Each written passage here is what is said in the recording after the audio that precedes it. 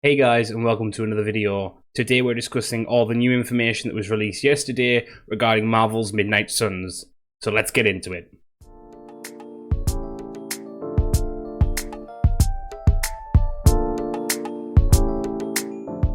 So Midnight Suns, as you guys have probably heard from me and other content creators, has been an interesting one to watch so far because there's been a lot of information given in some veins but not so much in others.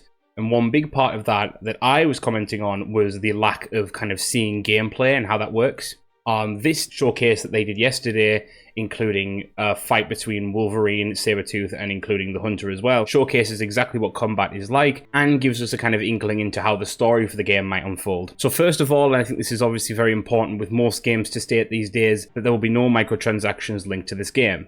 Now, whether or not that stays to be the case, who knows, but as yet, that's what they've said. They then go in to talk about gameplay, and they show a match between the Hunter, Doctor Strange, and Blade versus the Hydra grunts in the area. What we see is a use of a few different abilities and the explanation that abilities are kind of split into three sets. You have your kind of attacking skills, you have your kind of supporty skills, and then you have your like bigger skills, your ultimates, etc. and so on. And we see the cinematics that go along with these and how you can kind of join attacks or kind of have two characters kind of join forces in their attacks, so to speak, and how that plays out on screen and what it looks like is phenomenal. I think they've done a really good job of selling the character fantasies, but also pushing them in a way that you don't necessarily have in mainstream media. For example, one of the skills that Doctor Strange uses is the axe of, I want to say Agamotto, but I know it isn't, but that he uses an axe in this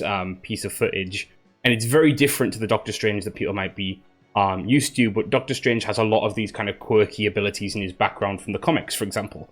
So it's really nice to see that being used and utilized. And in terms of Blade, we see Blade using his blades and also his guns, and the Hunter has a lot of unique abilities because obviously they are the first kind of customizable, make it your own Marvel character that we have. All of this essentially adds up to a really interesting piece of gameplay. You see them using the environment around them also, using gas tankers, and then later on when Wolverine and the Hunter are fighting Sabretooth, you have them using platforms, etc. and so on to kind of augment attacks, make them stronger, and also like being able to push, like for example, there's big waste bins that they hit and they actually knock enemies back and so on and so forth. And that was really interesting. It was also nice to hear that the villains have specific mechanics as well. Sabretooth, for example, has this thing called Frenzy, where his he has a gauge, and when that's filled, when a certain amount of damage, or I think a certain amount of attacks are done to him, I don't remember which one it was exactly, when that happens, he'll kind of get some retribution and attack back. He'll counter, essentially. Otherwise, we see a little bit of the Abbey and the gameplay surrounding kind of the more RPG part of the game, and they show you kind of discussing with the characters and how you can converse with the characters and how you can use those relationships to enhance your ability in combat. We see a little bit in terms of how we get from mission to mission, and that's through magic.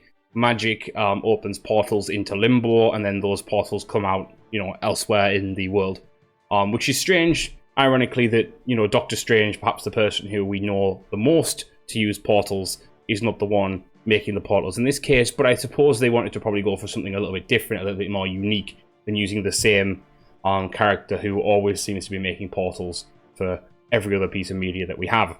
Interestingly, what they did say as well is they reconfirmed that we have 12 heroes, and I believe as yet we haven't got 12 heroes announced, so there's definitely more heroes that are going to be announced. They also boasted that they have like a wide array of villains to fight, and funnily enough, and this is kind of a speculative moment, but they also noted that Lilith turns people, heroes or villains, into her servants, and we see that with Sabretooth in the trailer, but we also get a line from the Caretaker, and it's almost like blink and you miss it because it's not spoken and the developers were talking over it, but there's a suggestion that Wanda has taken a life or gotten out of control. Wanda being, I assume, Scarlet Witch in this instance. It's the only Wanda that's particularly of note in the Marvel Universe. And if that's the case, then Wanda is potentially working for Lilith, at least at some point in this story, which is extremely exciting because that kind of magic on the enemy team means a lot of potential for really engaging fights and really engaging gameplay in terms of reality bending, etc. and so on between Scarlet Witch and Doctor Strange, for example. Interestingly, we also see a lot of reference to Agatha, and what we see is that actually you're taken to her shrine by Charlie, your pet dog, and I don't know necessarily what that means because they kind of cut the video at that point, but it is interesting that Agatha is also showing up in this game. I wonder if she is actually more prevalent in the story or if it's like kind of a suggestion at the deeper lore of the universe. But yeah, really exciting to see that too. One other thing that was really fun in the Abbey was seeing that we can actually customize the Abbey itself. I really loved that idea, and I'm really excited to see that idea play out. And I can't wait to see what kind of customization you get to do across the board with your characters and the skins of other characters, etc. and so on. Honestly, guys, I know a lot of people weren't sold on the idea that Midnight Suns would be a game for the vast majority of Marvel fans. And actually, funnily enough, they kind of acknowledge that in this video and say, you know, this isn't necessarily the style that everyone expects. And that's okay.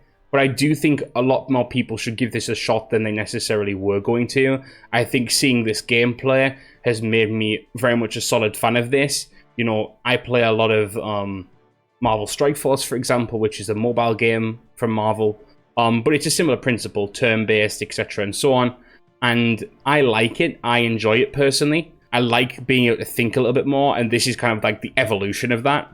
So having a story and being able to kind of think, have a little bit more of an intellectual way of playing with these characters rather than always button mashing is really good. And I'm hoping that this is a game that does well and is good, and then it continues to release characters and potential other villains, etc. and so on into the game. For now, guys, obviously that is all we have. They're going to be revealing more as we go along before their release in 2022. But as always, guys, thank you for watching. If you did enjoy this video, please share, like, and subscribe, and leave a comment below. Let me know what you think about Midnight Suns. Thanks, guys, and I'll see you in the next one.